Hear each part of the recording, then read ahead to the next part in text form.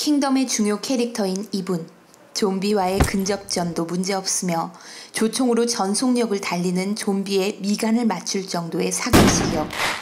당연한 전투 실력이었던 게 이분의 원래 직업은 호랑이를 잡던 차코군 출신. 차코군, 조선시대 호랑이를 잡던 특수부대가 바로 차코군이었죠. 원래 사람이었던 좀비와 비교할 수 없던 호랑이의 전투력. 한반도에 살았던 호랑이와 같은 종인 시베리아 호랑이는 성숙한 수컷이 몸무게가 200kg, 몸 길이는 3m라고 하죠. 영신은 이런 호랑이를 잡던 차코군이었으니 좀비와의 전투는 좀 수월하지 않았을까 생각되는데요. 조선에서 호랑이는 자주 마주칠 수 있는 존재들이었습니다. 호랑이를 마주쳤을 때 그 모습 상상이 가시나요? 범 내려온다, 범 내려온다. 장님 깊은 골로 대한짐승이 내려온다. 몸은 얼숭덜숭, 꼬리는 잔뜩 한 발이 넘고 누에머리 흔들며 전동 같은 앞다리, 동화 같은 뒷발로 양귀 찧어지고 주홍입 쩍 벌리고 워리령 하는 소리, 하늘이 무너지고 땅이 툭 꺼진한 듯. 수군가는 이날치가 범 내려온다로 불러 화제가 되었죠. 토끼간을 구하러 무트로 올라온 별주부. 그는 토끼를 보고 반가워 토선생을 부르려다가 잘못 발음해서 호선생을 부르죠. 그래서 별주부 앞에 나타난 진짜 호선생, 범이 내려오는데요. 이렇게 자라 앞에 나타난 호랑이, 자라를 잡아먹으려 했었지만 별주부의 기지로 호랑이를 물리쳤습니다. 거시기를 꽉 물어버렸다고 하는데요. 지금이야 이렇게 웃지만 1900년대 초까지만 해도 호랑이는 정말 무서운 존재였습니다. 90년대 비디오에서 과거의 가장 무서운 재앙을 호환, 마맛, 전쟁으로 꼽았었죠. 그만큼 한반도에 호랑이가 많았었는데요. 호랑이와 관련된 믿지 못할 에피소드도 꽤 많이 있죠. 신라시대 화백회의 도중에 호랑이가 회의장에 들어왔다는 기록이 있지 않나. 화백회의는 오늘날 말하면 국무회의와 같은데 당연히 군대가 지키고 있었을 텐데 호랑이가 들어왔다고 하네요. 들어온 것이 끝이 아니라 알천공이 호랑이 꼬리를 붙잡아 땅에 맺혀 죽였다고 하죠. 선조 때는 창덕궁에 새끼까지 낳고 살던 호랑이가 등장하고요. 개구멍도 원래 개가 호랑이를 피해 도망갈 수 있도록 만든 구멍이었다고 하죠. 이 외에도 여러 가지 이야기가 있는데요. 결론은 한반도에 호랑이가 너무 많았다는 것. 그래도 고려시대까지는 사람과 호랑이는 서로의 영역을 지키며 그럭저럭 잘 지내왔습니다. 하지만 조선시대가 되어서 호랑이와 일대 전쟁이 벌어지게 됩니다. 조선은 농업 국가였기 때문에 늘어나는 인구를 부양하려면 농작지를 적극적으로 개간해야 했었습니다. 농작지를 개간하는 과정에서 호랑이의 영역을 침범하게 됩니다. 일반 백성들이 호랑이를 상군으로 받들었다고 해서 호랑이가 자신의 서식 영역을 침범한 인간들을 용서해 줄 리는 없었을 테고 어쩌겠어요. 호랑이를 잡아야겠죠. 이에 조선 초부터 호랑이를 전문적으로 잡는 차코 갑사를 조직했고요. 전국의 군현에서 매년 호피 3장씩 바치도록 했었습니다. 전국 군현이 330여 개 정도 되었다고 하니 매년 1000마리의 범을 잡았다는 결론이 나오는데요. 이것을 호피 진상제도라고 합니다. 물론 호랑이만 1000마리 잡은 것은 아니었고요. 1000마리 안에는 표범도 포함된 숫자입니다.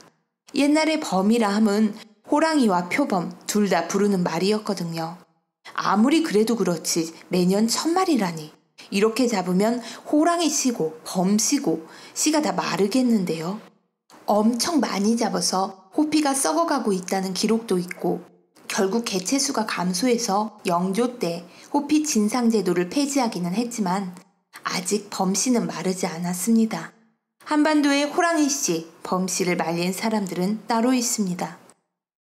으슥한 산길을 가다가 종종 마주하게 되는 범. 그 수는 많이 줄었다고 해도 1910년 이후 한국을 지배한 조선 총독부에게 범은 눈엣 가시였습니다. 한반도를 발판으로 대륙으로 진출하고자 한 일제, 국경지대까지 일본인을 자유롭게 보내기 위해서는 눈엣가시였던 조선의 범을 처리해 둘 필요가 있었습니다. 이에 조선 총독부는 사람들에게 위해를 가하는 해수를 처리한다는 명목으로 해수 구제 사업을 시행하게 됩니다. 풍요로웠던 야생의 왕국 한반도, 이 금수강산의 땅에서 조화롭게 살던 야생동물들에게 해수 구제 사업은 전례 없는 비극으로 다가왔습니다.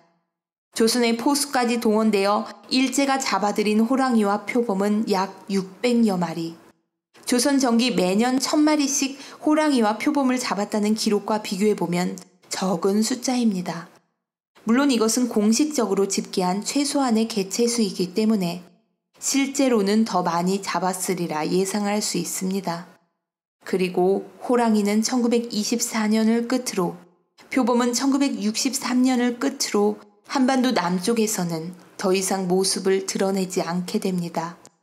그런데 사람들에게 위해를 가했던 호랑이와 표범만 사라졌을까요? 해수구제 사업의 칼날은 곰, 사슴, 두루미, 황새, 고니 등의 야생동물에게까지 향해져 일제시대 이후 이들 역시 한반도에서 찾아보기 어렵게 되었습니다. 일제시대, 우리는 우리의 주권만 빼앗겼는 줄 알았지만 이 땅에 살았던 모든 생명의 권리 또한 빼앗겼던 것이었습니다. 옛날 조선에는 호랑이가 매우 많았고 어딜 가나 사람과 가축에 피해를 주는 동물로 호랑이를 죽여서 마음을 편하게 하는 것은 지방 관사의 중요한 행정 업무 중 하나였다. 지금은 그 수가 매우 적어 북쪽 오지가 아닌 한 어느 사냐를 돌아다녀도 호랑이는 그림자도 보이지 않으며 그 소리도 들리지 않는다. 이는 피해를 방지하자는 목적 외에 고가의 모피와 뼈를 얻기 위해 연이어 호랑이를 잡았기 때문이다. 뼈는 약재가 되고 모피와 거의 비슷한 가격대를 형성한다.